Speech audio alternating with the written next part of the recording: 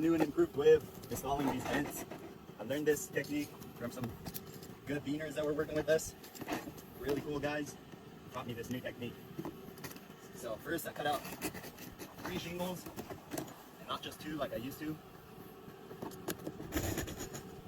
So 4, I would be installing it over this shingle, and now I'm installing it over.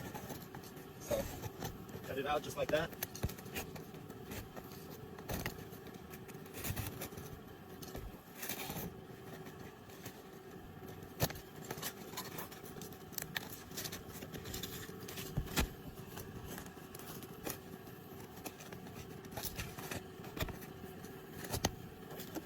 Now, I left all the shingles loose around it. That way I can just slide this right up. Just like that. Now, come this way. As you can see, I used to leave this exposed. This thing would be over this, but now I just covered it. So now there's only one exposed now.